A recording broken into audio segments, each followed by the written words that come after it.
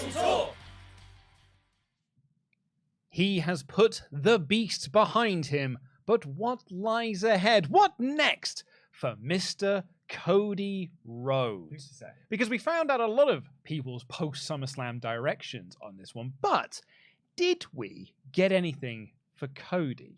Well, we'll find out. We'll talk about it as we get into this show itself. Welcome to the WrestleTalk Podcast review of Monday Night Raw. Please do press the subscribe button. Give us a little thumbs up as well, because it helps us in the algorithm. We are nearing 80,000 subscribers, which means we are then 5,000 off our 85 target that we're looking to hit. So do help us reach that, because it's been a while since we've been on 79. I feel like it's been a while. It's been a while that I've been saying. I don't know what that is. This is the second day in a row where you're not understanding songs. It's been a while.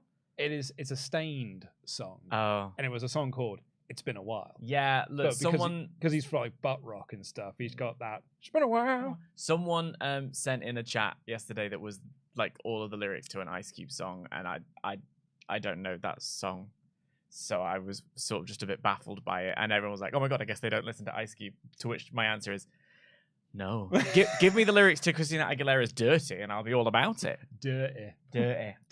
But yes, please do continue to get those in subscriptions. And if you're watching on demand, please leave a comment down below with what you thought of this episode of Monday Night Raw and what you'd like to see Cody Rhodes do next. But if you're watching live, get in your alpha chat to WrestleTalk.com/support. We'll read out every single one of them.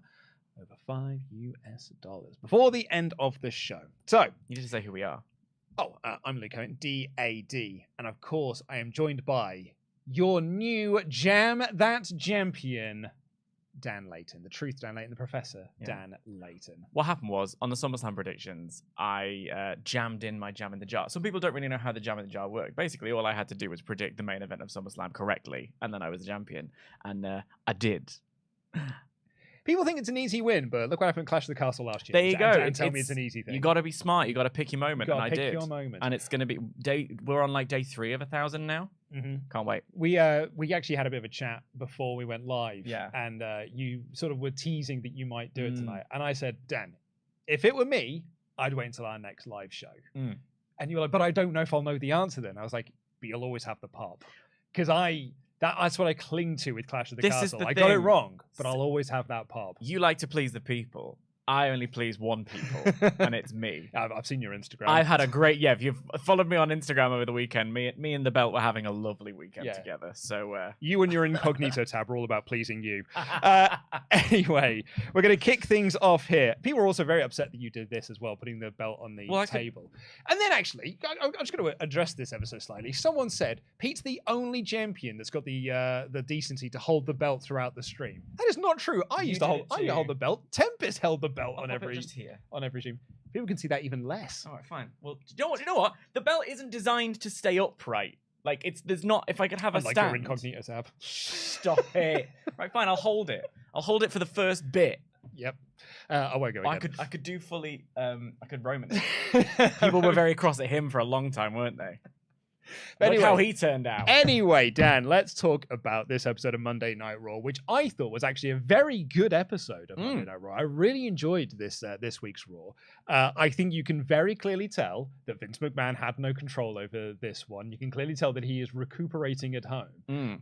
So Sean Ross Sapp over at Fightful Select, for the last few months, basically since Vince has been back in creative, has not been posting the Raw plans because they're gonna change. Yeah. And so he's like, I can't, in good conscience, charge people to see these plans when they're not going to be the plans by the time the show goes out. And it was interesting for the first couple of weeks of that, because like it was interesting to see the original plans and then note how they had changed over time. And especially do you remember that first episode of Raw Post-Mania? Yeah. Where he was like, okay, we're 50 minutes, we're already off script. And it was learning. They've had like 5 different rundowns before the show's even started. So that kind of thing was interesting. But then there came a point where it was a bit, and then there's the whole business of them trying to like counter program Vince McMahon by already booking stuff. Things ahead of time so that he couldn't change it. Because apparently he doesn't like to not go through on advertised matches, which doesn't scan for me. Does not scan. I've been a fan for a long time. But Sean has also said that he was going to stop reporting Vince has made changes to the show because he's like, that's just the norm now. Like, this is just what happens. But this week, Sean posted the Raw rundown, knowing full well it was not going to change. This was not a show where Vince was able to get his fingers in the creative pie. This was a fully Triple H show, and I think you can tell that in that, well, Candice made it onto TV, Indy Hartwell made it onto TV. There was a fatal 4-way for the #1 contendership. These are like all like Triple H tropes and stuff. There was one women's match. These are all Triple H tropes. Like I think this was a very much a Trips show. It's interesting because when I came in, when I'd finished the show, I was kind of a little bit down to mid on it because there were elements of it that There some chips there because I think Dan wants to piss all over. Stop it with this. Well, hang on, because over the weekend I didn't hate the ending of the SummerSlam story because there was a bit that happened and then who knows what the next part is, and I'll reserve my judgment till I've seen what's happened. And everyone had a go at me. I feel like for the longest time I was called this like negative Nancy. I was always nitpicking, Professor Nitpick, Then I joined Collision Review, and suddenly I'm like the biggest WWE shill. I always defend WWE all the time. And now here I am again, and I'm big. Pick a lane, all right? I'll say when things are good, I'll say when things are bad, and that's why I am the truth and the champion. Dan, I'm just teasing. You people. Anyway, sorry, you were saying that you were a bit down to mid on this show. Well, because the thing was, there were while yes to all of those is true, and there was some brilliant wrestling, and I cannot wait to wax lyrical all about it. There was also some production nonsense. Like, there's a section here where Shayna Baszler, Becky Lynch, and Zoey Stark are just in the ring for about 20 minutes. Meanwhile, backstage stuff is going on. There's like a lack of cohesion in the script. All of that stuff is there as well. So I kind of had this as a, well, who is booking this? Because if Vince is off, this doesn't feel like the cohesive.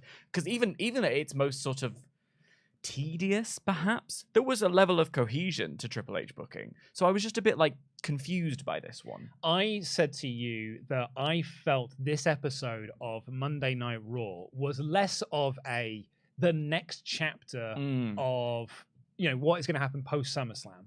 This was actually an epilogue to SummerSlam. And I did like that. You know, the main event was Good Guys versus Judgment Day, which we saw all in the lead up to SummerSlam. There was like, you know, Finn Balor attacked Seth Rollins, and I was like, oh, Christmas Day, are we going around this tree again? But no, we weren't. Like, it was just there to be, we're going to beat Finn again in the main event, and that puts an end to his world title hopes, and use that to start our next storyline with our next challenger. So a lot of this did feel like an epilogue to SummerSlam, while also starting a new chapter on where we are going next. And when you said that kind of made me go, oh, okay, let me have a think about it. And then I went back and I mean, I remembered, it's a similar thing to SummerSlam, which for me, SummerSlam was a show that was less than the sum of its parts. Like, as a collective whole show, I didn't think it was like the worst WWE PLE of the year, which is like, you know, they've been all particularly great so far. Great, yeah. So that's like, you know, it's great on a curve or whatever. I think it says a lot that when people were talking about not being the worst show of the year, was like you have to go as far back as Extreme Rules to find like the last time you ended a WWE pay-per-view being like, oh, that wasn't that great. Exactly. But within that, what I mean by less than the sum of its parts was the matches were great. Like, there were some moments that were when it was really good, it was really good. Like the Brock and Cody, like the Finn and Seth, the closing of Finn and Seth, like the EO cash-in. The great moments were great. The less than great moments were less than great. Add it all together, and I've got kind of a mismatched show. That's kind of how I felt about Raw, because there are moments, and we will review them, where I felt it was really good. But as a collective piece, I found it to be disjointed and a little bit confusing. Not least of which is the main topic of the show that you've picked for us, which is Cody's next act. And it's why I wanted to lead with Cody, because we got a direction for Seth, we got a direction for Gunther. Sort of in a way, we got another direction for the Judgment Day, because that's now going to be going into this, you know, possible Judgment Day civil war now that JD McDonough is back in the picture. You can tell that Vince is involved in creative currently. But Cody, did we get what the next chapter of Cody's story is? Because he opened the show here and they were like, you know, they had this big video package for what happened at SummerSlam, and it took you through like all of the matches, and then it cuts to our brand new Raw commentary team of Michael Cole and Wade Barrett. Oh, it was nice to get some competent commentary on this show for a change. Commentary at times, you know, the amount of, it made me realize how much dead air we've had for the past few months. Oh, Michael Cole doesn't know how to stop. No, he is just always going, and he's very, very good at that. But like Michael Cole's saying it's the most watched SummerSlam in history, took on over the attendance figures and everything, even the fake ones, at the social media traction that they were getting, and then said you can tell, or you can attribute a lot of SummerSlam success to this man. Chun chun. Wrestling has more than one royal family. Cody makes his entrance. Everyone goes nuts for it. And he comes out to say that he had the privilege of surviving Brock Lesnar, Minneapolis' own Brock Lesnar. And he said, not only did I get to survive Brock Lesnar, I also got to have this moment. And they showed the moment where Brock shook his hand and gave him a hug. A moment that Triple H said in the press conference was off script. And I said to Pete on the SummerSlam review, I do not buy that for a single second. But then Mike Johnson reported, a PW Insider, was genuinely an off the script moment. I don't know. I still don't buy it. I don't buy it either. I think maybe it was meant to be a handshake and then the rest of it was off script. But yeah, I don't buy that this wasn't planned. No, I don't buy it at But all. it was a cool moment. And to the point that Cole is making here, it really did set up Cody as like your guy. Like Brock Lesnar has never done that. Like to my, maybe I'm misremembering. No, they were putting over huge. That Brock doesn't do. No, this. I've never seen him ringingly endorse someone in that way. So there you go. And he also said that I spoke to my mother about that match, and she said, "You know what happened in that match? He acknowledged you." And I did go, oh. And that's it. So, and he was like, I can beat anyone in the world. Now that will bring out Seth Rollins. But there was that line there of he acknowledged me. Yes. Was very much the, just so you know, it is me and Roman still. It was pointed, wasn't it? Yeah, there was a pointed note to be like, it's me and Roman. That's your WrestleMania match. I'm sure you're all enjoying the Tribal Chief stuff as it currently is with the Usos and that. But just so we're all aware, it's still my title, and I'm going to win that thing at WrestleMania next year. So I thought that was an interesting line. And then Seth Rollins came out, and I was like, so on paper, this is a good thing because it's a big program for Seth. It's a big program for Cody. They've got so much shared history. And importantly for me, and I said this in the edited review, it's a big program that the world title needs because it still does not feel like a world title. But Cody going for it makes it feel like a world title because that is your guy right there going for that title. But on the other hand, and maybe this is just a problem for me, it's a problem for people who work in this sort of field, people watching this show who are like in the weeds of all of this. Cody has said so many times, I don't want to win that title because that title means nothing to me. That is not me finishing the story. He didn't quite use those words. In so many words, he did say that title means nothing to me. Possibly.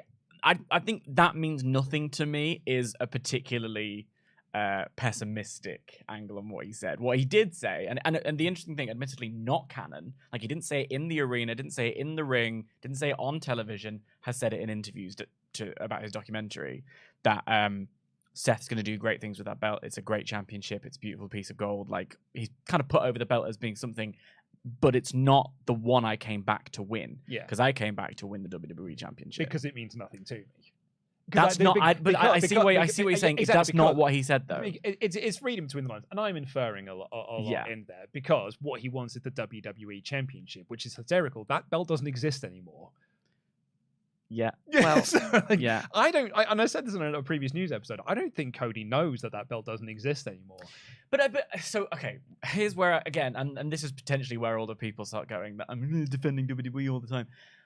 Yes, it doesn't exist anymore, and yet it also does. Because, like, come on. I mean, it's like, we all know that's the WWE Championship, and it's called the Universal Championship. It's called the WWE Undisputed Universal Championship. It's continuing the lineage of the Universal belt more than which is their own mess that they've made for themselves. But I think that's a separate conversation.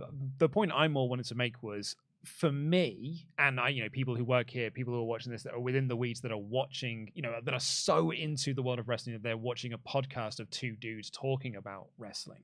Dudes. We know that Cody has said these things, but to the wider public, it's not been canon on TV as you mentioned there. It's not like he's come out on TV and been like, I don't want to win that belt because my goal is to win the other belt. So you can set Cody up on TV, but because he's been so vocal about it elsewhere, for me personally, I'm always going to struggle to get into a Cody versus Seth story over the belt because it's not the belt he wants. And I don't disagree with you. I actually feel that same way. I wrote the same thing. You know, he's not interested in that title, so teasing us with it is a bit weird. But it's just weird for us, though, isn't it? Because yes, because it's not mentioned on tele. We actually had this conversation yesterday on Collision about how, as far as we know, in the canon AEW universe, Punk and the Elite have never really crossed paths in that way. Yeah. So all of this stuff about who's going to take on who and when is stuff that we've done ourselves. Yeah. And that can be a thing that we do oftentimes ding these companies for, all of them, when we get ahead of ourselves and we fantasy book it and then we don't get the fantasy booking, which is different than the critique of you were setting us up with this and you swerved us because we figured it out, which does happen in Game of Thrones, happen elsewhere. I always do the George R. R. Martin example. In universe, Cody has challenged for this title in the tournament, yeah, specifically. And he has looked at it and he has sort of a little bit cross paths with Seth in the backstage area looking at the belt or whatever. What was interesting to me was that Seth came out. So Cody didn't say, I want that belt. So it's not a case of the challenger going, that's a prize and I want it. It's the champion saying, you think you're better than me and I've got the prize. Why don't you come and take it? Which, if you want us to buy into it, you want the challenger to go out and say something. I don't think it would be creatively, narratively as satisfying to see Cody Rhodes win this belt. In the same way that had Cody won the AEW title, him winning the WWE title would have felt creatively satisfying as well, regardless of whether he won the AEW World title. And for me, there was some people talking recently about the story of, but it's not like, oh, so he finishes the story and wins a belt, then what? And I'm like, well, then what is the more interesting story to me? Then what? You've done it. Now you got to go make your own legacy. You got to work hard. You got to make this mean something. And I don't think you get that as narratively satisfying unless he beats Roman Reigns for the WWE title. So we've now got this show where Cody's come out. He's teased Roman is my future direction, and we had this thing with Seth here. So you're like, okay, maybe we're going to do Cody and Seth, but we very much set up later in the show. And actually, throughout this show, it's like we're doing Cody and Seth. But at the end of the show, we found out that Seth's next challenger is actually going to be Shinsuke Nakamura, and that's actually the direction we're going. So it leaves, for me, a bit of a question mark over the head of Cody of, well, what are we doing next with Cody? And actually, we had these chats in after SummerSlam, on the SummerSlam review show. And actually, when you and I were doing the live reactions of like, what do you do next week? What would you like to see Cody Rhodes do next? And I'm like, honestly, I don't know, because there doesn't feel like there's a lot of people that are on his level. And the reports come through that Nick Aldis has been brought into WWE, but only in a producer role. I feel this is part of a hiring freeze thing. So, because I wonder if even when Kairi Sane coming back, that's just going to be, because she was, when she left WWE, she actually went to be an ambassador for the company in Japan. And then she ran out her contract and left that way. So she was already kind of done as an active in-ring performer for WWE. And I wonder if she's going to come back into a similar thing. So it's not an in-ring role, because they have got this main roster hiring freeze going on. And so Nick Aldis coming in, if you are bringing in Nick Aldis in your company and you're not using him as a wrestler, you are thick. Absolutely, catastrophically bad at this job. Yes. So it has to be a hiring freeze thing. Well, it doesn't. Yes, possibly, but there's one extra wrinkle. I've been on about Nick Aldis for a long time. I talked about him last year. I was saying it'd be a really interesting short-term thing to come in, have him face. Well, when we were looking at, who else does Roman face? Who else does Roman face? I'm like, bring in other guys, and I don't think Triple H is afraid of that. To bring in someone from a different, who hasn't. Vince was always like, if it wasn't WWE, it doesn't count, pal. Yeah. And Triple H does have that energy as well in the does. documentary, calling AEW a secondary promotion, which is not incorrect, but also feels like shots fired. The idea that what you did elsewhere doesn't matter until you get into this ring is baked into the WWE lore, but Triple H isn't afraid to, AJ Styles is a great example of someone who went and then came in immediately in the big picture. Exactly. So you can do it, and the idea of someone like Nick Aldis, who is a talented wrestler, on the books, and has history with Cody. Yeah. All In. All In, the NWA's world title. Exactly. You could, and all you need to do is have Wade Barrett on commentary now say things like, You may not know him at home, but this guy is Nick Aldis. He's won championships all over the world. You bring him in, you put him in a program with Cody. Like you immediately establish him as you have Cody recognize him, and you establish that this guy's a big deal. He's a top guy now already in our company because we're putting him against arguably the biggest star on Monday Night Raw. The only thing I have against what you were saying about it being a hiring freeze is there are reports that Nick Aldis actually is dealing with a back injury at the moment. So it's potentially this thing where they're bringing him in, working in this backstage role while he rehabs the back. He's only 36 years old. Well, that's it. He is. He's 36. He was born in 86. Yeah, so he's still young. Well, that's it, because when people are like, oh yeah, you got to bring him in. He's he's a bit past. I was like, dude, he's younger than Cody. He's younger than Priest. I think he's younger than Balor. He's younger than Balor. Yeah. Like, he's a young dude. He's younger than me. Also, age in wrestling is not that way anymore. Like, Mick Foley retired at the age of like 36 or something like that. But he was so broken and beaten down. That was because and the rings that they were wrestling on and the styles that they wrestled. Meanwhile, The Miz is in the show later on, and part of what they were talking about is he's been here 20 years, and it's like people last longer now. Look at Chris Jericho. We talk about this a lot. Yeah, like Chris Jericho is older now than Bob Backlund was when he was there. Chris Jericho is older now, I think, than Vince McMahon was in the Attitude Era. Like, or at least close enough. I remember when the Undertaker was celebrating the decade of destruction, and I was like, he must be nearing to retiring then. Because he's done it for 10 years. So age doesn't matter in that way anymore. So I would believe it is something to do with an injury. The hiring freeze is something that hasn't been confirmed, but if you look at the material, let's be honest, all the free agents, your Jay Whites, even your Mercedes Moné, like people out there, the signs are there. Yeah, that they're not taking anybody. So I do feel like they could do a lot worse than bringing Nick Aldis into, because there's a long time between now and WrestleMania, which is when we have Cody.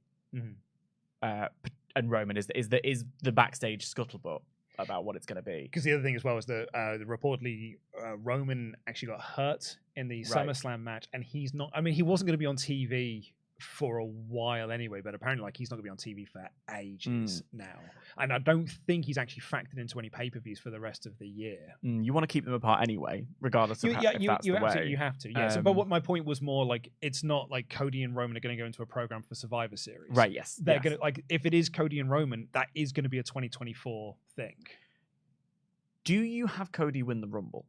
Yeah, 2 years in a row, like Austin. Yeah, I have Cody win the Rumble. I'm not against that. Having come in at number 1, win the Rumble. Yeah, the opposite of last year, 30. Yeah, the whole way through. Yeah, especially if that's a way to deal with people being like... I'd love it if you ended with Cody and Gunther again. Hello. Yeah, that's a nice idea. Yeah. Because I guess that... So the answer to the question of, like, what do you do for Cody? Because we've been talking, like, for 20 odd minutes now about, what is next for Cody. We didn't get an answer on this show. It's likely not Seth, because Seth's now going into this program with Nakamura. It's not Aldis, because Aldis is going into a backstage producer role. Probably not the Judgment Day, because they're going into their own little civil war thing. Gunther's got his little feud with Chad Gable, but that's not going to be a long-term thing, so that could possibly open up Gunther. But it means a question of, like, who else is there for Cody to go against? Unless you stick Cody within the Seth Nakamura story, not necessarily that he's got this direct feud that is just his and his alone, but he does have his fingers in both pies, Judgment Day and Seth. Like, he's got his business with Dom, and there was the great segment right at the beginning when we do have that segment, and I do have lots of notes for that segment, so when we get into the actual rundown. But they have a moment, they brought that up together. This Seth history that they've got, and the fact that Seth was so anti-Cody all show, and they did have a shake of hands at the end of the show.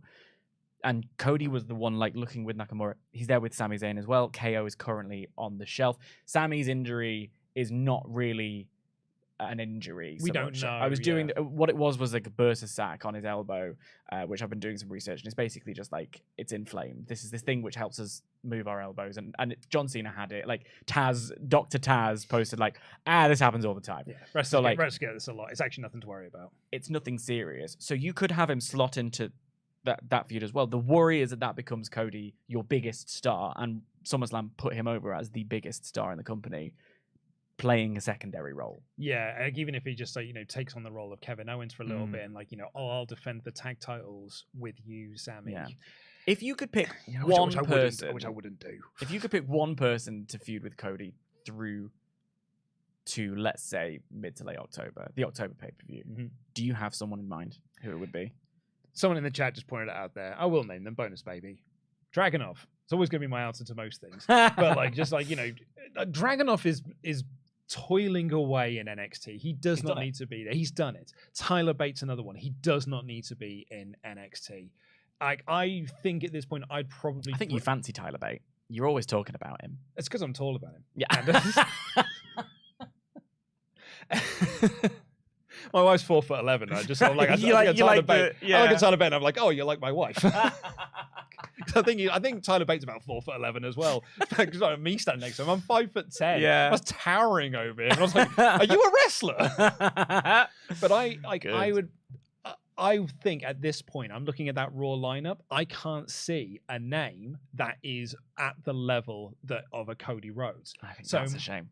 I think it's a shame as well. So my backup option for there, if I'm going to the back of my brain to be like, well, what else am I going to do? Is I'm going to bring someone up and make them the same level as Cody Rhodes by putting them straight into a program with him, which you could do with Dragunov. You could do with Tyler Bate. Someone pointed out there, Drew McIntyre. There's some interesting, and McIntyre's a very interesting guy there. Chosen one, the chosen one. They were around the same sort of time. They both got a similar story. They both left, and both made their names elsewhere. But Drew didn't get to have the big comeback. Yeah, well, he had to go to NXT. He went to NXT. He was then Dolph's lackey for a little bit. Then and then Shane McMahon's lackey, and then he won the belt in front of nobody. Won the belt in front of nobody. Drew actually. Shout out to a few people who highlighted Drew there. Because that's the thing. I didn't even consider. That is inspired. I didn't even consider Drew. A, he's babyface, but B, I didn't even consider him because he's not been back that long, and he had. He was on TV for 2 weeks and had a Gunther match, then wasn't on this show.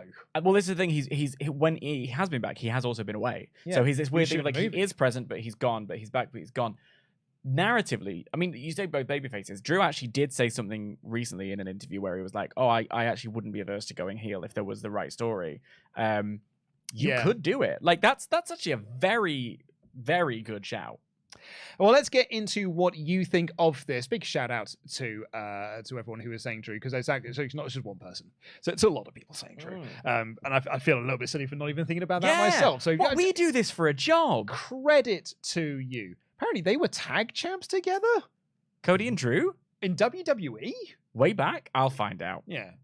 Anyway, please get in your comments down below with what you'd like to see Cody Rhodes doing. If you're watching live, ding ding, get in your alpha chats to WrestleTalk.com/support. We'll kick things off with Lord Blake OB says a lot of people are forgetting that Roman versus Cody was plan B.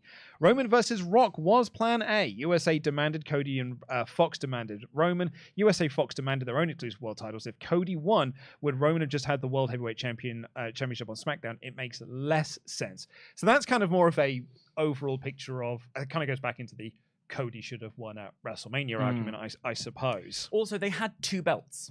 Yes, that's what I would have said. They had two belts previously. Yeah, they had two belts. They didn't need to combine those two and create a third one to appease both networks. They quite, or you could even have a person on both. Yeah.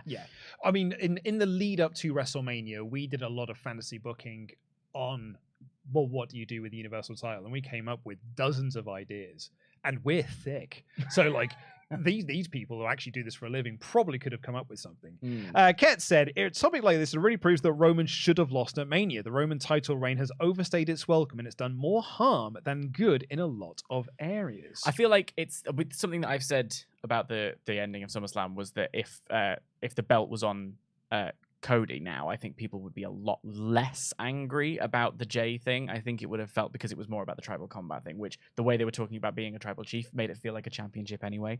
That storyline could have carried on without a belt. We've said this a million times. I think you could tell the exact same story with Cody Rhodes. Like I said, Cody Rhodes gets the belt. The question becomes, okay, well, now create your own legacy. You can have someone come out and be like, you've coasted for the longest time on your dad's name. You've done it now. So what does Cody Rhodes do? Make your own story. On that tribal combat thing, a few people have pointed out, apparently that WWE.com established the rules of tribal combat was no one was allowed to interfere. And that really reeks of the left hand doesn't know what the right hand is doing. Right. And that was never part of it, but that's what WWE.com wrote up. And there are people being like, oh, nobody allowed to interfere. Well, the heel broke the rules in shock. And it's like, yeah, but that's why, I don't know. It's no DQ. Yeah. Update from our moderators here. They were tag champs in 2010. I've just found the picture. Won the tag titles at Night of Champions that same year. Bloody hell, 2010, outside of the Nexus, is a real Look at this little baby picture. How's that? Look at these two. Look at them. Look at these two bland chumps right here. Those awful belts. But yeah, 2010 real. Honestly, outside of the Nexus, and that's only the that's the summer into the latter part of the year with Wade and Randy. God, I don't know anything else that happened in 2010. Bret Hart won the US title, I think, in 2010, I think it happened in 2010. Shawn Michaels retired in 2010. That WrestleMania. WrestleMania 26. Yeah. I wouldn't have known that was 2010. Edge won the Royal Rumble.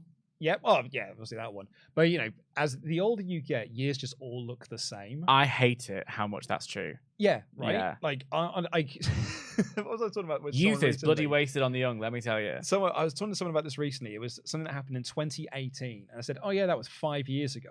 That was half a decade Literally." ago." And I was like, "Oh, that's awful." The That's Olympics were horrible. over a decade ago. Yeah. The yeah, London yeah. Olympics. The London Olympics. Awful. I mean, granted, that meant nothing to me. Do you hate fun? No, it's just I don't do sports, and it literally meant What nothing to are me. we doing here? This then? is not a sport, It's Dan. sports entertainment. You're This right. is not You're a right. sport. I beg to differ. I've got trophies to prove it. So Swain So Sour is a member for 21 months in a row, says, "Congrats, Professor, on the championship win. On the note of Cody, though, if he's ready, or even if he came back, I would do Cody versus Randy." Yeah, Randy is reportedly been advised to never wrestle again, so expect to see him back in 6 to 8 months. Yeah, so the report from Fightful Wrestlers don't know how to stop. The report from Fightful was that Randy's not wrestling training. He's lifting weights. Apparently, he's enormous. Yeah, I've heard that. Because all he's doing is lifting weights because he's not doing any cardio or anything like that. So he's just a jacked dude currently. But yeah, he's not taking bumps or anything like that. There's a really interesting note that Sean had in his report, which is that this is uncharted territory for wrestlers, the surgery that he's had in his lower back. It's not surgery that wrestlers have a lot of. And so no one really knows what it means for coming back. But, hey, look, doctors have told him that he shouldn't wrestle again. But they also said that to Edge. They said it to Danielson, to Saraya. People can come back from these sorts of things. I mean, it's a weird one where on the one hand, I want to be like, oh, do be careful because I get nervous and you don't want, and we talked about with Ricky Dragon Steamboat on Collision, you don't want to see anybody in a bad way. It's very serious. The stuff that Edge was dealing with, very serious stuff, and it makes you nervous. And if Randy, who has kids, he has a family, if it's going to be potentially really dangerous for him, I'd rather he was focused on that than come back to wrestle because he's had an incredible career to date. But I also think doctors would probably tell you to probably not wrestle. If you want to live a perfectly healthy life, maybe don't land on your back because 200 nights a year. A very silly thing to do. Yes, it's quite dangerous. Yeah. They talk about how all wrestlers have got their bump cards. Yeah. And I think Randy has, even in those ladder matches where he's not taking bumps, he was still, he's had a lot on his bump card. I mean, hey, this ain't ballet. It ain't ballet, folks. Let's get into the show already because we are 35 minutes into the show. And we just have such fun, Luke. We do have fun. And like the Lucha House Party, we like to have fun. And the party girls. Yeah, well, we'll come on to them in a little bit, I suppose. So we talked about Seth Rollins coming out wearing the most obnoxious pair of Crocs you've ever seen. Here are my two notes. Obnoxious, if you will. Perfect. I didn't think about that. I was going to talk about him in my edited review, and I was like, I can't be asked to talk about his shoes. But now that I've just thought about that, I wish I had. Because it's a very good bit. Thanks. I wrote two notes. All caps. Seth has the yellow version of the glorious boots. Do you remember the red boots that I loved so much? Yeah. And then I wrote, they have holes in them. They're Crocs. I don't like them as much anymore. Yeah. So Seth giveth and Seth taketh away. My kid's going up to big nursery, and she's being called up. She's being called up to the main roster. And one of the things she's going to learn on the main roster is how to operate a PC. Just two. What? I know. Should be coding by year 4. This made me laugh though. They said one of the things they learn on PCs is how to load a CD and select programs. I'm like, it's not 1998. What's this? A floppy disk? Computers don't have disk drives anymore. What a pointless skill to give my child. But it's about making selections apparently. But anyway. One of the things they've told her is that she's got to have a good pair of slippers, and we didn't really know what that meant. We've discovered that means Crocs, and I do not want to buy my kid Crocs. Do you know what the irritating truth is? Crocs are actually quite comfortable. That's what people keep telling me. They're ugly. I ain't doing it. You know what else is and I need them. My shoe. I had to pay like an extra 40 quid on my shoes for Ultra Cush because I've got bad feet. I bet you did because I'm old. You know, Ultra Cush. Ultra Cush. ultra cush technology. Because I've been wearing nothing but Converse since I was 14. And now when I walk on Converse, I can feel the pavement underneath it. I was like, this is well uncomfortable. Why don't people wear these for so often? It's because my feet are knackered. Aging sucks. Aging sucks. So I have to get shoes with ultra cush technology. Stop saying ultra cush. Matt Riddle's not out yet. Anyway, Judgment Day came out. You'll never guess what. They run Monday Night Raw. It was so awkward because, like, Damian Priest comes out and he's like, you guys are standing here like you run Monday Night Raw, but you don't. And then Rhea Ripley, because you have to say your catchphrase, is like, yes, because unless the Judgment Day runs Monday Night Raw. And I was like, oh, we're all just saying the same thing now. Anyway, they did the usual shtick. They all brawled. Balor attacked Rollins. He wasn't actually out with them, but he attacked Rollins from behind, and it was going to set up a 6-man tag player when Sami Zayn ran out to make the save. This all was so utterly standard. Oh, like, yeah. it was so Epilogue. boring. Boring. Like, I've seen this a million times, like, in exactly the same way. It's just they've just replaced Kevin Owens with Cody Rhodes. I don't need it, you know? And it's a shame. I did like that when Dom squared up to Cody, and off mic, Cody goes, back up, Dom, and Dom did. I liked that. That was a nice little moment. But for the most part, I was just like, did SummerSlam happen? Or are we just... Well, when Balor attacked Rollins, I was like, eesh, McGeesh. Yeah. Let's not go down this path. So that again. set me up for the show, which was a sort of a downer. Backstage, Adam Pearce was talking to Ricochet, who was complaining about Logan Paul cheating, but he set up a fatal 4-way where the winner of that will get the #1 contendership to the United States Championship. And as I said in my edited review, this makes complete sense because Chad Gable took Gunther to the limit last week. And then lost. And then lost. Ciampa earned this by losing last week. And then Ricochet earned this by losing at SummerSlam. He lost. And Matt Riddle earned this by losing last week. Lost to Gunther twice already? When you think about it, this makes complete sense that these 4 people would get the opportunity to go for the United States Championship. Yeah, I think it's the Intercontinental title for a start. Yep, same difference. No. Gunther has been working very hard. I'm being facetious because I made a mistake. You are. You're right, it's the IC title. But no, it is a thing of like, oh, they all lost, so they all get put together. Now, let's be abundantly clear. This match was the tits. I had a great time. Awesome. But obviously it was. Yeah. Because look at who's in the ring. And like, ultimately, wins and losses don't matter in WWE. So whatever. Until they do. Because the Shayna Baszler thing, it turns out wins and losses do matter. We'll get to that. But like, yeah, I mean, we got in this, there's some beautiful, fast-paced. They're all 4 in the ring, not typical WWE style. Yeah, this was a PWG fatal 4-way more than a WWE fatal 4-way. They then do lean into WWE style, but they have a little bit of both. There's a quadruple avalanche German suplex at one point. Awesome. I particularly enjoyed. There was a moment when they had I'm going to try and go this beat by beat. I believe it was a superplex by Riddle to Ciampa. We then had a shooting star press by Ricochet to Matt Riddle and a splash by Chad Gable to Ciampa. But both Ciampa and Riddle got their knees up into a roll-up for a double 2-count near fall. It was really sublime stuff. Yeah. But for me, it was this finish. Okay. This finish ruled. Yeah. Everything. Yeah. I loved this finish so much. Yeah. This finish was Gable went to hit the Chaos Theory suplex on Matt Riddle, but Ricochet stole the move mid-flow to hit the recoil on Matt Riddle. Yeah. So Chad Gable just grabs Ricochet to try and hit the Chaos Theory suplex, but Ciampa gets in and steals it mid-move to hit the Famouser on Ricochet. So Chad Gable grabs Ciampa and hits the Chaos Theory suplex on him to get the win. Yeah. Charged up all of his finishes for the final. Yeah. But hot dog, it was chef's kiss. It was electric. And it was, Chad Gable was getting chants, not just cheers, active Gable chants. Hometown boy, sure, but like it was showing that this work has been getting him over. This has worked. Man. His work here was absolutely outstanding. That finish, as you say, absolutely outstanding because it was that whole thing of like he's being denied it. And Ciampa had even countered the Chaos Theory earlier in the match as well. Yeah. So it was this like tease, this delayed, finally gets the win. All the yes in the world for this. So kind of, silly WWE style wins don't matter booking to get us it. But when they gave us it, what a match it was. And then that closing sequence, did you cry? I don't think I cried, no. But the child was having a nice time, Luke. The child was. Oh, you mean when he was celebrating with this kid? Yeah. Oh, that did warm my heart. There you go. Yeah. Because so what happened is he wins the match.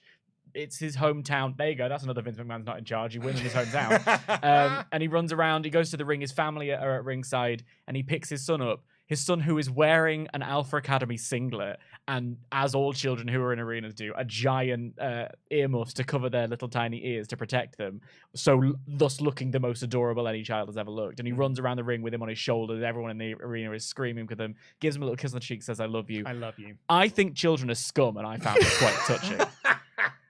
So... I've been meaning to tell you this as well, actually, so I may as well tell you now. So yesterday I was supposed to have... I had a day off yesterday because I did all of the SummerSlam stuff, right? Did you? With the triple shift. I didn't think you were working that hard. Thanks, bud. You basically didn't stop. But so I had the day off yesterday, and my kid was in nursery, so the plan was me and my wife, who is not working at the moment, we're going to go down to Hastings. We're going to spend the day together and have a little beach day and just go to coffee shops and just do some writing or things like that. We're just going to have a nice day together. My kid is unwell. Because nursery is just a petri dish of various different ailments that you can pick up. She's got hand, foot, and mouth disease. Which all of them? Well, yeah, that's actually what it's called, hand, foot, and mouth disease. Christ. And it's not to do with it's not to do with foot and mouth like we used to have with in the cows. 90s. Yeah. This is just a very different thing. Dear NHS, give it a different name then. Yeah. But it's hand, foot, and mouth disease. She gets little spots on her wrists, wrists, as she would say, and spots on her feet. And then she just gets ulcers in her mouth. But because she's a baby and doesn't know, she doesn't understand why it hurts. So anytime she puts something in her mouth, it just hurts the ulcer. She just ends up screaming and stuff. Also means that she's gone mute and she doesn't want to say words because her mouth hurts. Also means she doesn't want to swallow things because her throat's scratchy. So she is dribble city. Oh God! And I know how much that you don't like this. Children are so sticky and wet and dribbly, and I've got a really nice sofa. So I don't want that. On the Sunday that I was working here doing the SummerSlam review, my wife had her in 5 different outfits because she dribbled through them and she's going to sit here drenched. So I had to put her in 5 different outfits. And I was like, I really want to invite Dan over now so he can just see how I go and watched her and she just had this pool of dribble just pouring out of her mouth. There was a rivet of water in the neckline of her top. Just keep children away from me until they're at least 7 years old. And then even then I'll see them for 5 minutes and then come back when you're an adult. No interest. But anyway, Cody and Sammy were having a chat backstage. Seth walked in annoyed that Cody had booked this match or suggested that they team together, and Sammy desperately wanted to get them onto the same page. And Cody and Seth said that they're cool, but I don't think they are. Well, I don't think they are. No, I don't think they are either. We had a recap of Tribal Combat, and then Miz got annoyed that LA Knight was having a photo shoot. More on that in a bit. And to finish up the feud, more of that epilogue nature of this episode, Shinsuke Nakamura beat Big Bronson Reed in a fine match. I've got more to say about the commentary on this one than I do about the actual in-ring action. Yeah, I mean, I'm pretty much the same. I said in wild contrast to the previous match, this one is just quite pedestrian. There was a beautiful snap power slam from Bronson Reed. His agility and his quickness is one of the reasons I like him so much. Nakamura, interesting on Nakamura's developments later in the show, because I was just looking at him like, he just likes to surf. He's just here for a good time. There's no energy to Nakamura's performances, which put a pin in that because we'll come back to it later on. What about... I did write about commentary too. Is it the ping pong ball argument? No. So I'll do this bit because then you can take us through that. Barrett was making a lot of points. He was commentating in NXT when Reed was there, so he was there was that knowledge of the moves. There was giving a bit of color. Yeah. This was where I realized that Cole is just letting the commentary rattle. They were going. There was so little dead air, and it was making me realize how often Kevin Patrick just went, "What's going to happen now?" and then left it for ages. It was what a move. Exactly. And then silence. The energy was here for Michael Cole, which is kind of he's really good at that. But they did have a little argument about being a ping pong ball. So Wade Barrett made the argument that Bronson Reed is like a ping pong ball because of the way that he moves around the ring. Michael Cole, not understanding that, said he's probably more like a bowling ball because of his size. And Wade Barrett was like, bowling balls don't bounce. Well, they do if you've got the sides up. So and then later on, he hits him really hard. And Wade Barrett goes like, well, that was a bit like a bowling ball. And Michael Cole took that as a victory. See, I told you I was right. And I was like, no, you weren't right, Michael Cole. You were wrong. But I'm so glad it's them and not KP and Corey. God love to both of them. Yeah. Nakamura dodged the tsunami and hit 2 Kinshasas for the win. Sucks to be Bronson Reed. Man can't... Like, I don't know what you do with Bronson at this point. Because put him in another big match. And he just puts him in big feuds and then he loses. Or, you know, he just partners with The Miz for a week and then you don't return to that ever again. He's a hired gun, but only for The Miz and twice a year. Yeah. Like, it's... I don't know, man. Like, this whole Bronson Reed thing is just... He's great. Hey, it just like I don't know what you do with him now. But like, do you remember after the Elimination Chamber and after there's the little segment with the I can't remember what they're called, but the Godzilla versus Kong element of the series of Bobby Lashley. Like that's what I want to see. I think he was another one of those who suffered. Yes, he was another one of those, like an Elimination Chamber where people were like, oh, this is the moment for Bronson Reed. And I said, maybe this is me just tooting my own horn here and I'll take a little victory lap on this one. I was like, I'll wait till I see it. Because Johnny Gargano ain't getting anything out of this match either. Yeah, there you go. And he didn't. Speaking of Johnny Gargano, earlier today, Raquel Rodriguez has found some new friends in Candice LeRae and Indy Hartwell. Yeah. Just back on TV. There they are, look. They've had no interactions before, as far as I'm aware, but they were just there on TV together as if they've always been friends. And they were just there to let you know that Raquel's still not cleared. She'll have to wait. Yeah, I thought it was very rude of the medical official to talk about her, not to her. Like, she's right there, and he's saying to Adam Pearce, like, look, she's just got to accept the fact that if she's not clear, she can't face Rhea. And then, like, Adam Pearce says, I'm sorry, Raquel. If you're not cleared, you can't face Rhea. Then they leave, and Raquel's like, oh, this is really annoying. And then Candice there and Indy Hartwell went, you just got to accept the fact that if you're not cleared. And I'm like, we get it. Actually, do you know what my favorite thing about this was? They showed a recap of the brawl last week with Rhea Ripley and the backstage segment and cut out all of Raquel's acting. Right. They cut out all of her selling and all of her acting in the backstage segment. And I was like, I was right. And they know it was rubbish. But also, having just said that whole spiel just now, I just realized that clearly she needed the 3 people to tell her because she didn't listen come the end of the broadcast, did she? This was an awesome segment. Yeah. Maxine was backstage. Chad Gable's just won the #1 contendership to the IC title. Ludwig Kaiser walks up, putting over Gunther and how awesome he is. But then he's like, but I've got my eye on you as well. And I think you could be a real special talent if you stop hanging out with, you know, the wrong crowds. Yeah, he is going full Love Island on her. Oh my God, he's proper like trying to hit on her and stuff. He's pulled her for a chat. He's negging her. He's chatting bad stuff about her current squeeze. And she slaps him and his head turns away and the camera whips with him. And then when he goes back to be like, I like the way you do things, turns around, Otis is standing there being like, you want to talk to my girl? I was like, yeah, this rules. And it set up a match between Kaiser and Otis for later on. Loved that. Yeah. So, I mean, do you want to talk about this Becky Lynch promo then? You seem to like, you didn't like this segment not too at all. much. Oh, well, please then, the floor is yours. So Becky comes out and seems quite done. Like, she's got an expression on her face, and I don't blame her, but she's sort of like, and then I've got to promote a match that I've been promoting for 3 months. Becky's then we come back and there's a recap of something or other. So Becky's still in the ring, and then there's let you know something else. Oh, the main event's confirmed for tonight. Yeah. And Becky's then still in the ring, so she's been waiting for ages and ages. It was the Maxine segment. So Becky came out, and then they cut away to the Maxine segment, and then there was ad breaks, and then there was recaps, and then Becky was back in the ring. So she's in the ring for literally ages, and then she cuts a promo, basically saying like, in a couple of weeks, I'm going to take out Trish. I'm going to finally finish this story. No, Cody intended. And then Zoey Stark comes out and she's like, I don't know about that. And it's kind of, again, like the Judgment Day thing, it's kind of like more of the same. I've seen this a load, and this was supposed to have finished on Saturday. But you didn't have time because Roman Reigns needed to do an entrance for 9 years. Then we have, in the middle of their promo, while you know, Zoe's doing her best with what she's given, which is very little, Shayna Baszler comes out. And then, you know, they have a little promo together.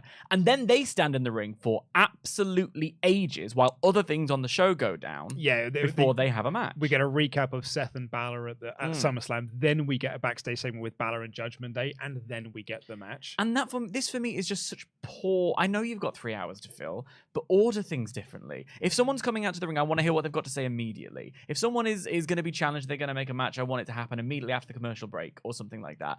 I don't want to have you start this and then we cut to the C plot and then we cut back to the A plot for 2 seconds, then we cut to the B plot and then we cut this.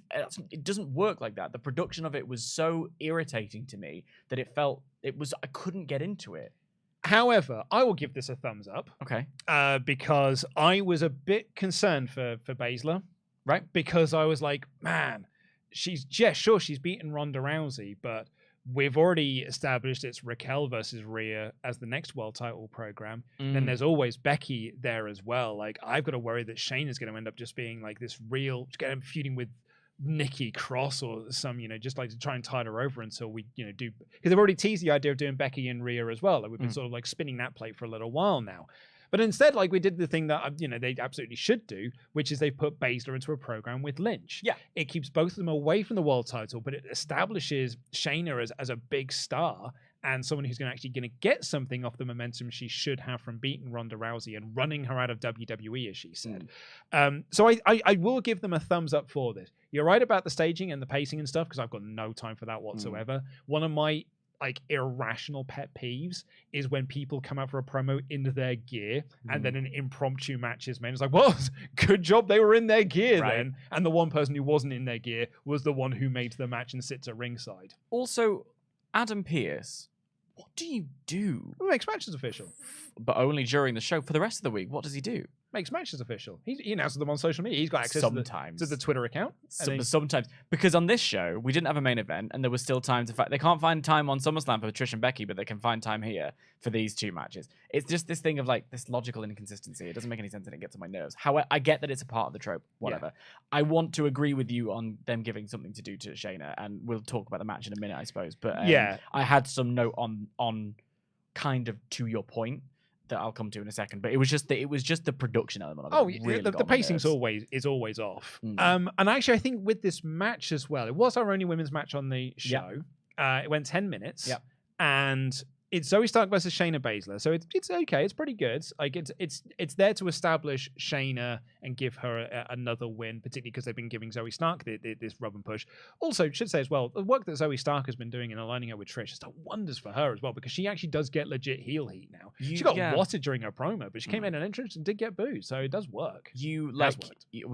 I've been saying this whole time. Like it's not the women who are the problem here. It's the way that they're being booked. Yeah. And to the point of the match, like I guess we might as well just do the whole thing in one go. Well, so for me, this match had a bit of a distraction because it was Becky at ringside with the lemonade.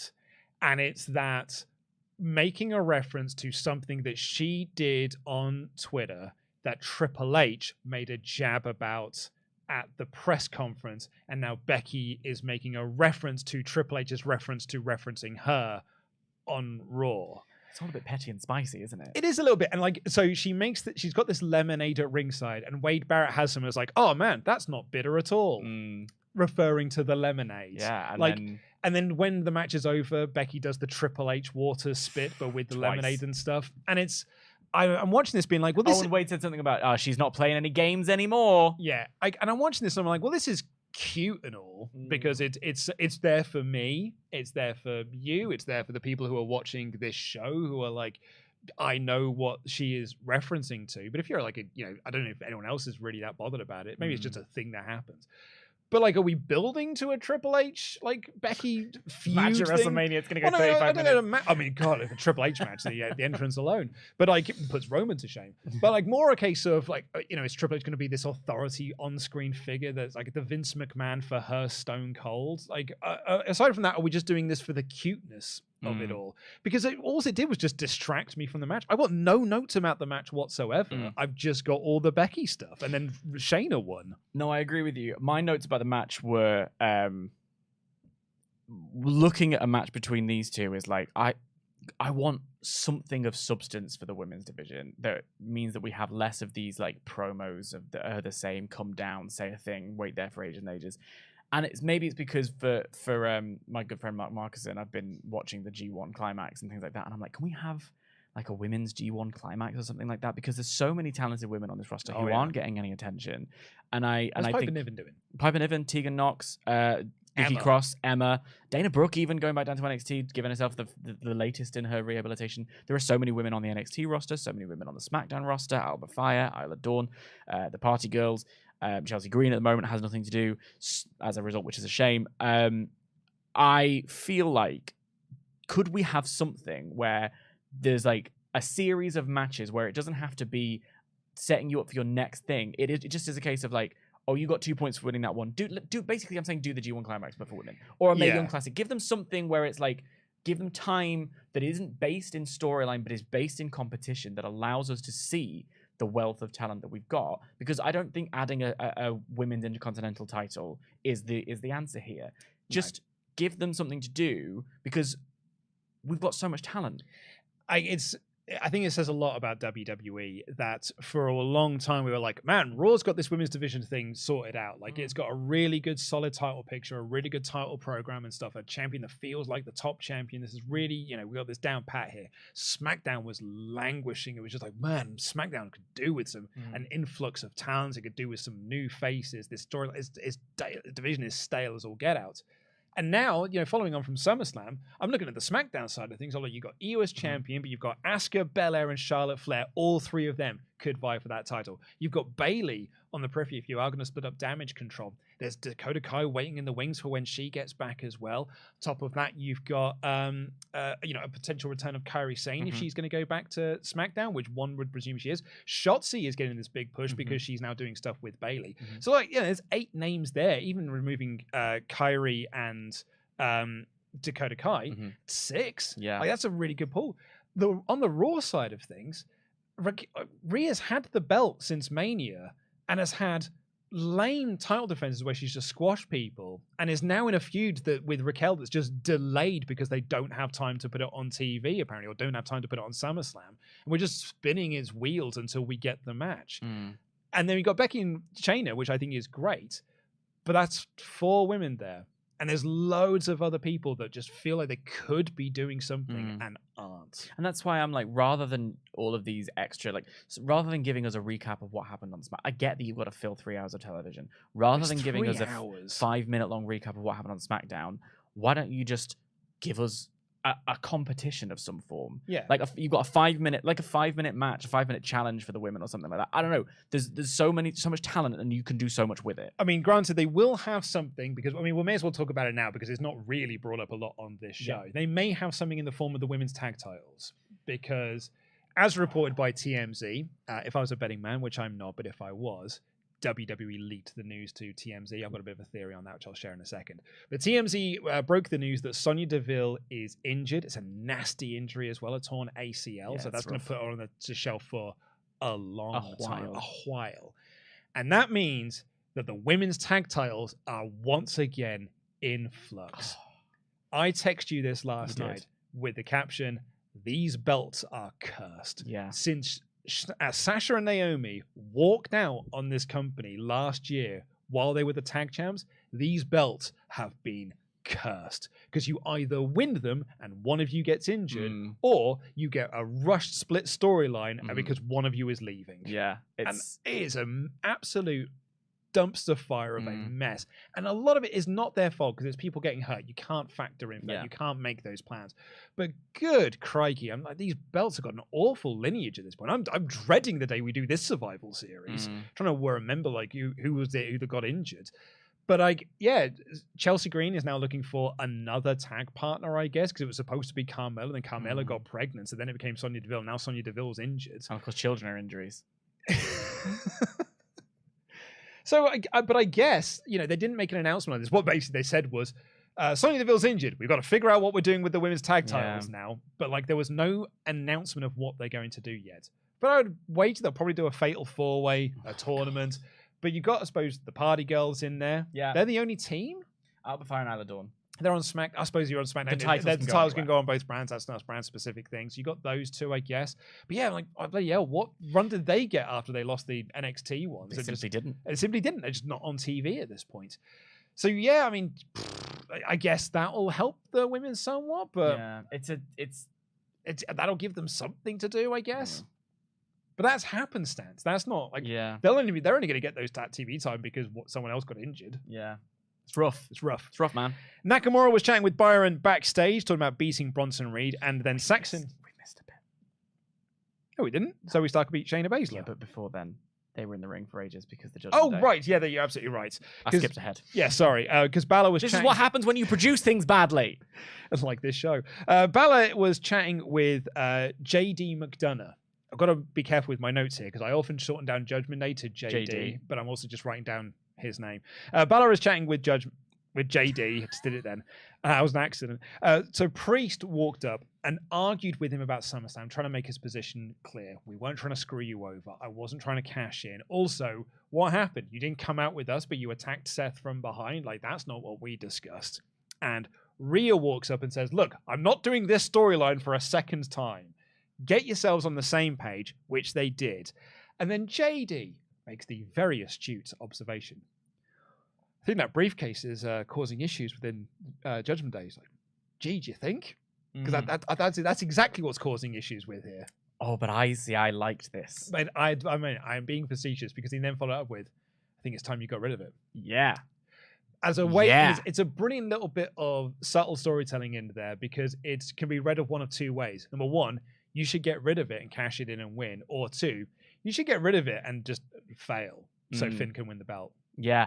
Well, I found this so much more compelling than the opening segment, and it's why it's irritating when like they just don't do things like this. I would rather have had this be the opening. I'd rather have this be the chat where they're having a conversation backstage, and it's like even like an earlier today thing, and then we get the Cody promo. Like I don't know, I would have liked to have seen this earlier because the idea that JD is suggesting on the DL to Priest that he should cash it in, because let's not forget basically what's happened is, and it happened in the ring, we were doing the reaction so we weren't specifically hearing what they were saying, but having gone back and watched the ending of that match, Finn Balor is saying no, we're doing plan A, Finn Balor has essentially been telling Damian Priest, don't cash that in, this is my belt to win, I'm supposed to be the champion, don't cash that in, holding him down. Priest could do whatever he wants. And there have been a number of times where if Priest got to do what Priest wanted to do, he could have become champion. But because Finn has sort of been saying, no, it's about me, he stopped him. So JD saying, maybe this is something you need to deal with, cash it in, get rid of Finn, do you for a minute. Then we get JD in Judgment Day, and then you don't have to have these problems of JD. Yeah. Because it's just both is true. I found that to be a really interesting story beat. Because you then had, when Saxon was interviewing Nakamura, JD McDonough attacked Sami Zayn backstage to take him out of the match. And they had a segment later on where they announced that Sami Zayn was not medically cleared to be part of this match, and Nakamura instead offered up his services with his eye on the title. Yeah. So I'm glad that we're picking this JD thread up again because we've dropped it for 2-3 months. So it's good to kind of get us back into this storyline.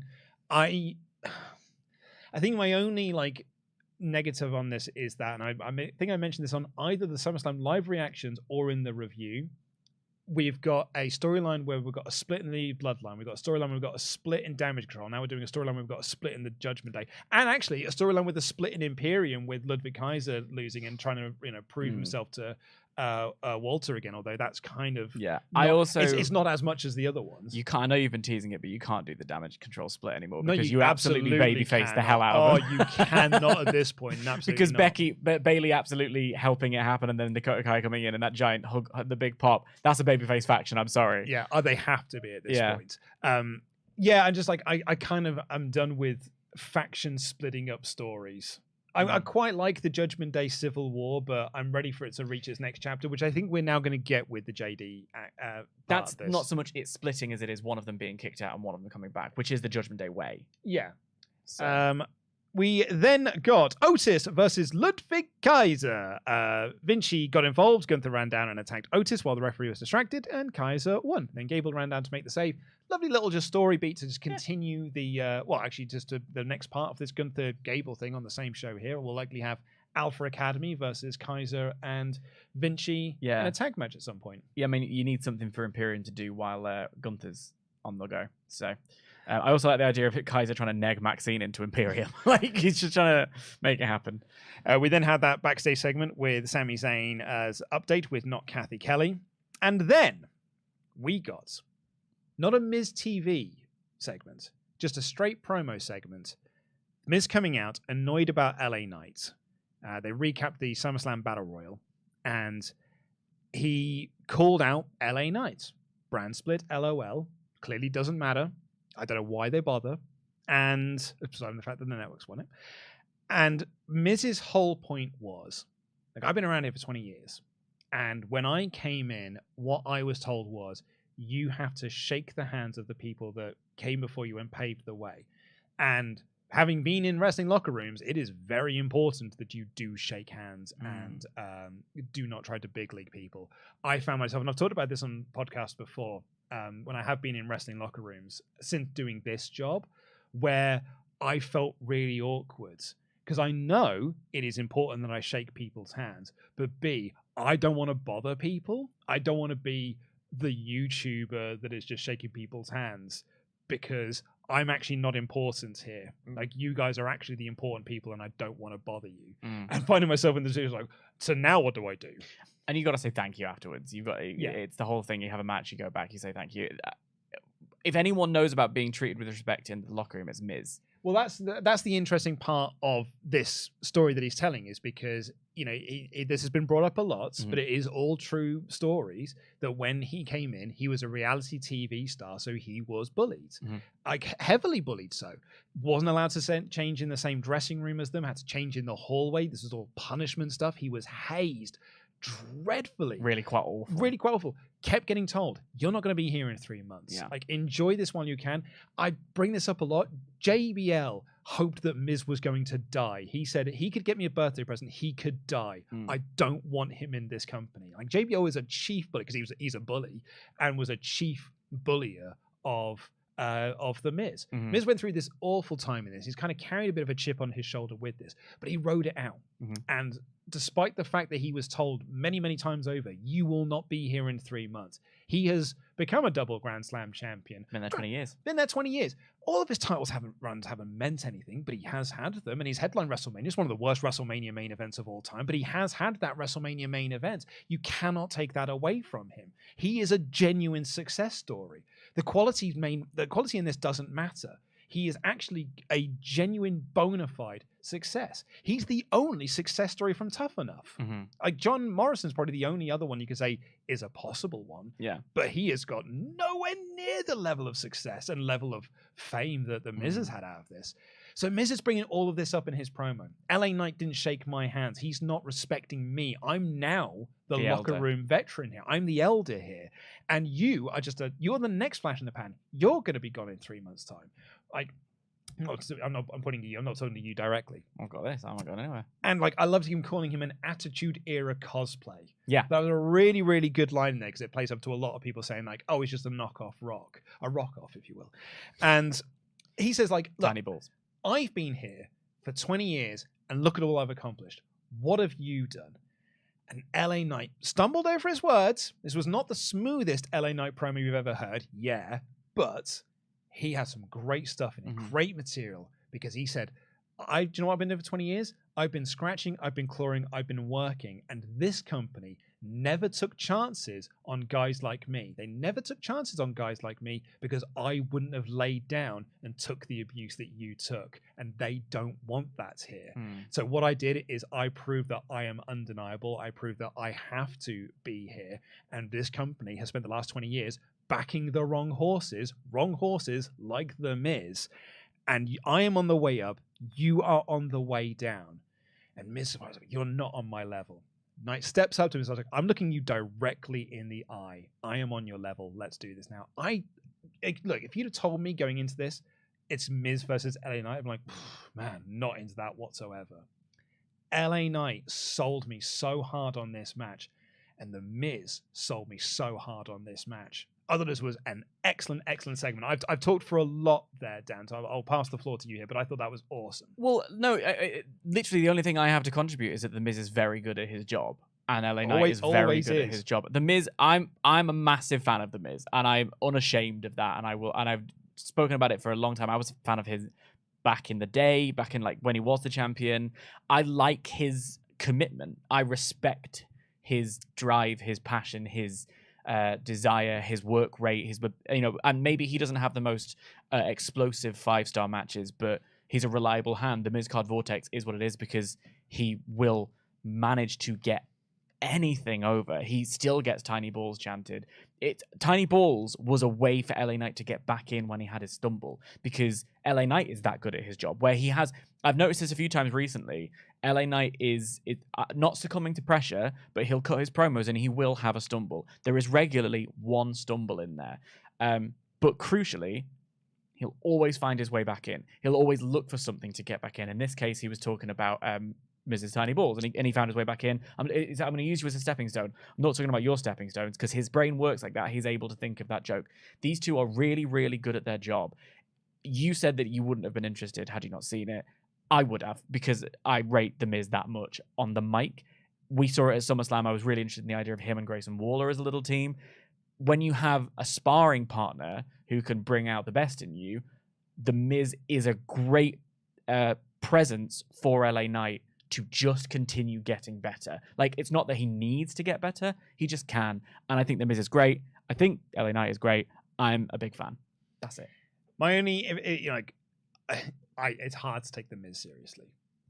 And for you, it's not for me. And that's not his fault. He lost to Snoop Dogg at WrestleMania this year because he's been booked as my problem I've got with The Miz, outside of the fact that it's not a problem, because I don't think it's a problem that he is a bang average wrestler. I think that's actually one of his strengths, is that he is a consistently average wrestler. I think that you need to have those on your roster. My bigger issue is with his booking and this idea of, is he a joke? Do we take him seriously? We don't know. One week you're not supposed to take him seriously. The next week you are supposed to take him seriously. There's no consistency with the Miz. Unlike his in-ring work, there's no consistency with Miz's character. And I find that to be deeply frustrating, because I think you can go down this idea of super serious Miz, but then he comes out with his goofy headband and his big glasses and that, and you're like, oh, okay, so you are a joke, you are a comedy character. I don't know. And we could have a whole podcast about this, because I don't agree with that at all. But like, that's your response to it. I think mine is that all of that is part of the same character. He is all of those things, but he thinks he's bigger and more serious than he is, which then ties into his "I am the one you should give respect to," and then LA Knight said. But that's hard. But it's hard to take seriously when he's also this goofy doofus that is treated as a comedy goofball. Like, you can't be both, and I don't think he can be both. I think he can be one or the other.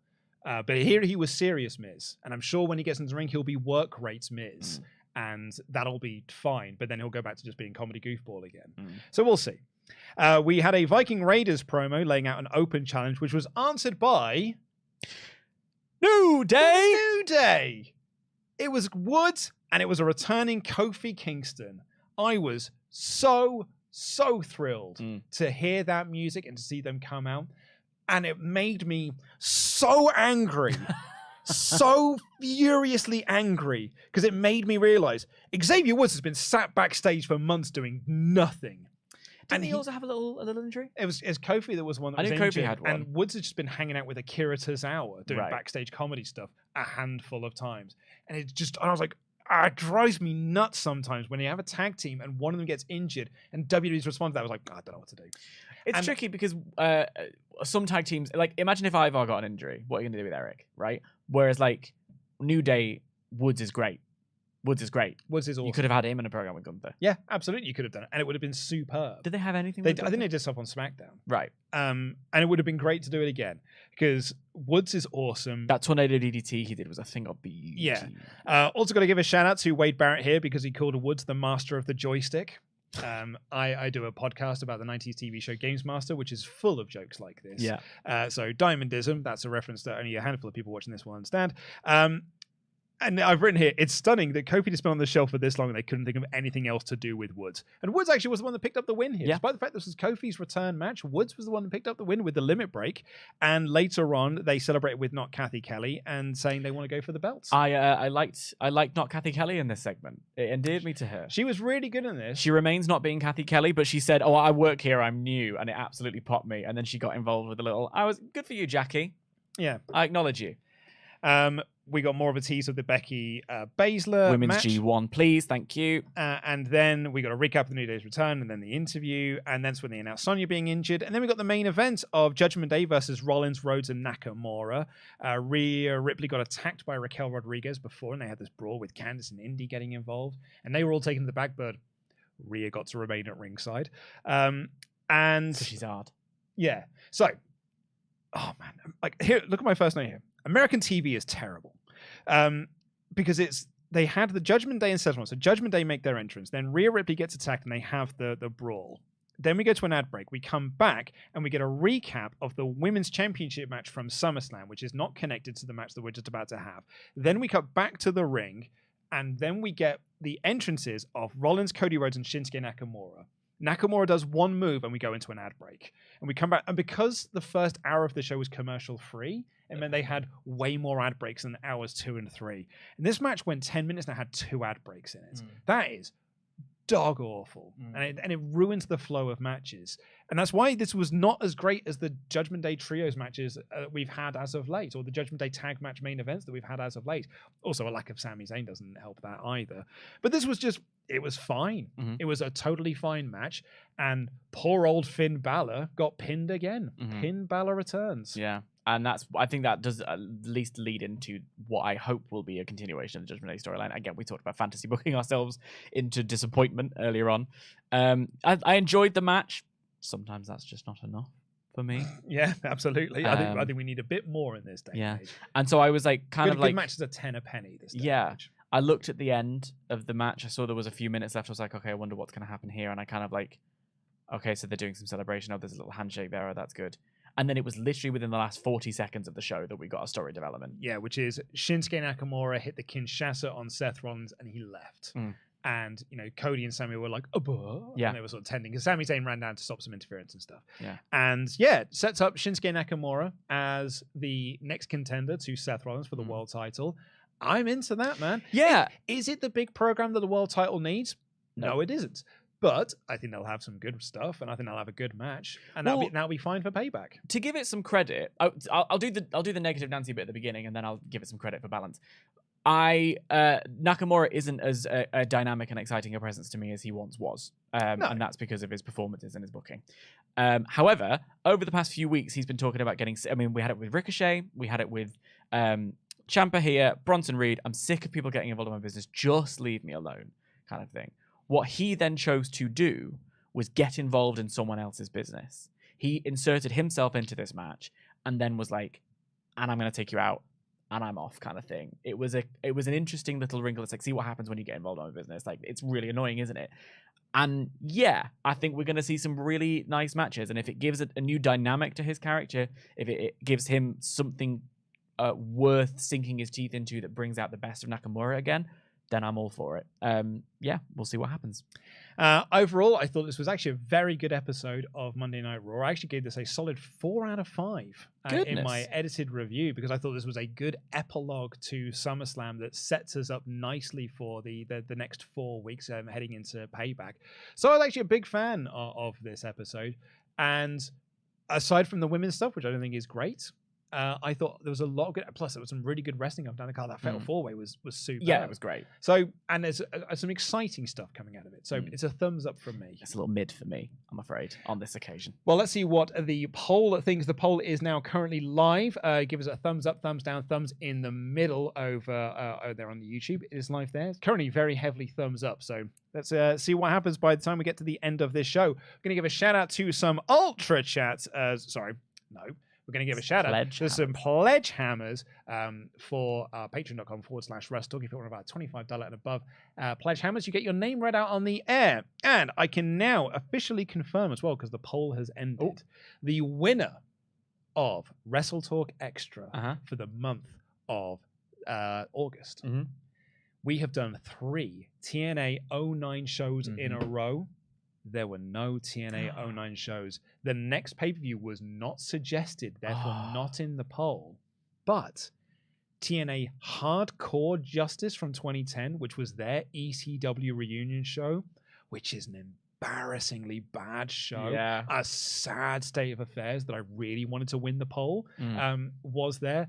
but it did not win. In fact, the winner was SummerSlam 2013. Oh, okay, interesting. Which is Cena Danielson, with the Punk and Brock, and it'll with the Randy cash-in at the end. So that'll be a fun show to look at. That'll be coming in the next couple of weeks over on patreon.com/WrestleTalk. Myself and Ollie Davis will review that show, look at the newsletters from the time and the backstage scuttlebutt.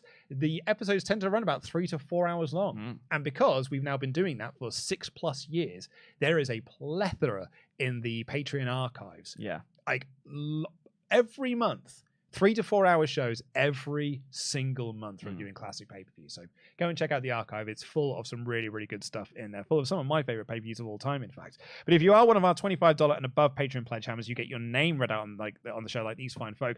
The abominable Michael Abbott. The machine gun Alex Anderson. The roller coaster Robert Acosta. The Black Plague Butch Rosser.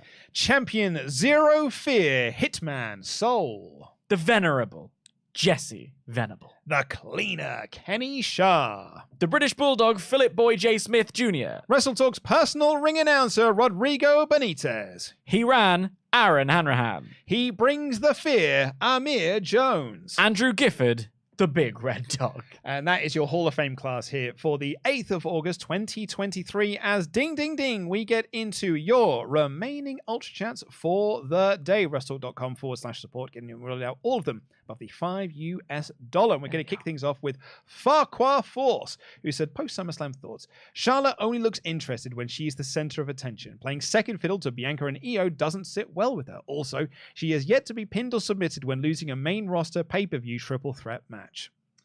Well, there's a fun fact for you. Yeah. I kind of agree. Although she was the center of attention. She still looked a bit disinterested. Yeah, because like the focus was all on her and Bianca. Like Asuka was the one who wasn't getting any attention. I said this in the office where we were talking about our SummerSlam thoughts because Ollie watched it over the weekend.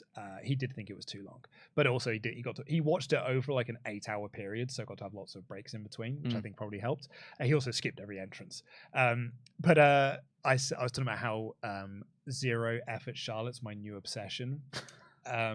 I just go back and watch that match and watch her not take bumps. Or all of her bumps are just forward rolls into nice safety comfort. I got really cross. One of the first things they teach you in acting school is don't fiddle with your costume. She stopped a spot in the middle just to have her zip up. I got some heat for this in the comments on the SummerSlam review because I had a pop at Charlotte Flair for just abandoning a spot so she could go and get her bra sorted out by Jessica Khan. People were like, well, what do you want to do? Just wrestle with a bra hanging? I was like, no, you just finish the move. Either that you finish a move or you find a way to roll to the outside and do it and like communicate to them you need to do something else. You don't throw Bianca into the corner so she's sandwiched there with Asuka and stop and walk over to the referee while the camera's filming you going like, can you do my bra up? She left them high and dry. You hold your chest and you go and shoulder them or something. You finish the spot, like you say, roll out, or even make a point of it and go like, ref, zip me up. It's time to go. Incredibly unprofessional, but it's my new obsession is zero effort Charlotte. Yeah. Here comes Chopper P. Quinnell, everyone.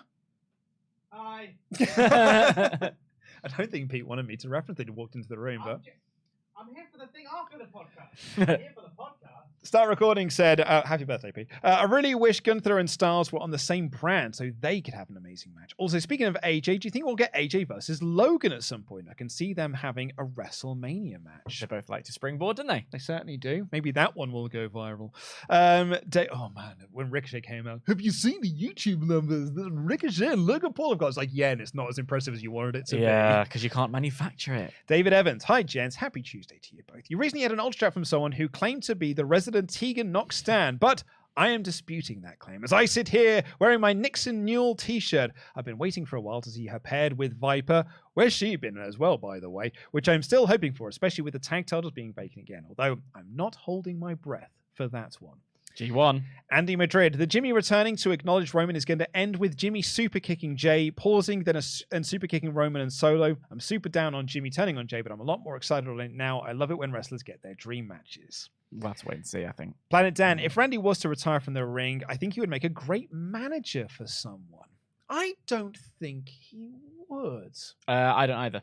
No, he doesn't strike me as the manager type. No, I think it would be a distraction rather than benefit. Maybe in a few years' time. Yeah. Will Campbell says, number 1, it looks like Cody is back to being one of the most over guys in the business after Brock's endorsement. Number 2, I thought the LA Knight Miz segment was actually kind of brilliant. Number 3, Gable hitting and winning with the Chaos Theory was so great. What a finish. That's what I mean by some of its parts. Like, individual parts were brilliant. The collective show was less than brilliant. Daniel John says, also, JD saying get rid of it could be him telling Finn to get rid of Priest. I like that. It's good. Yeah. Roach Senpai says, the show is pretty meh, in my opinion, with the only redeeming feature with the Judgment Day issues. LA Knight needs to be in the main event before it becomes another mid-carter, and he wholeheartedly deserves it. Love from Malta. United States title is what I want on him for a bit. Mr. RKO says, is it me, or are the women forced to vacate the title, but Kevin is hurt and they're still the champs? Also, New Day should never have lost their tag team record. Yeah, I mean, I think it's one of those things where we don't know what Kevin's injury actually is. I don't know if we told it. I think it might be a thing where he'll be back sooner rather than later, whereas an ACL tear is out for a while. I think it also tells you the difference between stars and top stars. Broke Dude said, don't know if this is...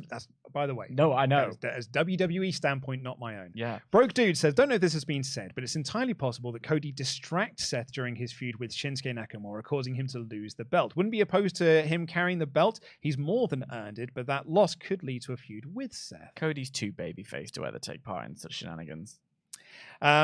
Matt Hennessy here has got a fair amount to say, and here's what he has to say. What's funny about all of this is when it comes to Raw is 2 major storylines. Hunter steps up in May and June with JD and Judgment Day and The Way both getting vinced.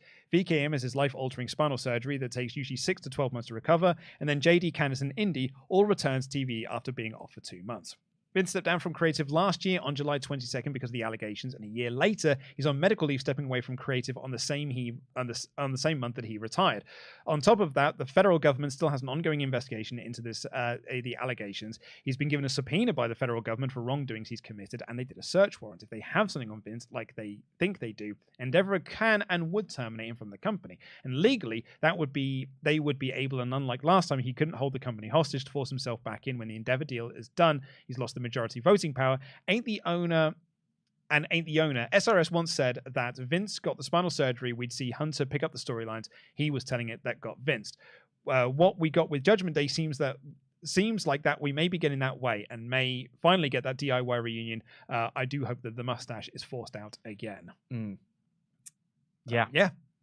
Elmtrez here says, good wrestling morning on this Tuesday morning. Very cool. It's a shame the fog is coming for us all. Happy days ahead. Oh my goodness. Oh my damn. Oh my goodness. They're going ham. Looking good with the title. Let's go Danathan Layton. The one true heir to the Jam throne. The true self. The true Jam. Jam Layton. Jam Neil Layton. Jam with a slice of ham Layton. If it's not Christina Aguilera, I don't know. It's a reference. I'm sorry to this man. I love our mods here who just said the first part is a reference to an auto-tune video. We are mid-30s British men. I turn 40 in a couple of years. Mid-30s is generous. And like a reference to an auto-tune video, be more specific. They're all auto-tuned. Come on now. And we've got James Drake here saying, no, 2 fine lads I'd rather see coming out of a CT scan than you two. Raw was banging. Really looking forward to what comes next, especially with after being in Ford Field for my first pay-per-view. Love what y'all do. Keep it going. Jam that jam. Well, thank you very much. Hope you're doing well. Ultras is back in to say, hello, wrestler talkers. Do you thinking make a good work match with the Cody Rhodes when Gunther... with Cody having the match going to be the good time, but how soon of it happening? Soon? I aren't think of that. Gunther first challenger to Cody's championship. Yeah, I'd like that. I could certainly go for that pie. Our moderator is currently updating what the reference is. I will end the poll then. We'll find out what you thought of this episode of Raw. And it is overwhelmingly thumbs up in the air with 73%, mid 23, and only 2% thumbs down. There's a reference to Guy reviewing a burger while sitting in his car or a Oh, that one. That is one I do know because he's reviewing Five Guys. Down with the kids. And then I had a Five Guys and I was like, that was totally fine. Five Guys is delicious. What are you talking about? It's a totally fine burger. Outrageous. And the chips are quite subpar. Oh, the chips are the best part. No, the burger is absolutely bog standard. We'll talk totally after. Fine. Well, okay, here's my thing I've got with Five Guys. is. Do you know what the vegetarian option is at Five Guys? Yes, I know because I used to be vegetarian. It's the fucking toppings. It's grilled cheese. Yeah. But it's not even good grilled cheese. Outrageous. Yeah, I do find that appalling. That is unacceptable. Yeah, bad form. So bad form. you can get in the bin, Five Guys. And that will do it from this episode of the WrestleTalk Podcast. Thank you all so much for watching. I've been Lee Cohen, DAD. That has been your Jam That Champion, the Truth Dan Lady. The Tribal Pete. I won that as well. Jam That Jam.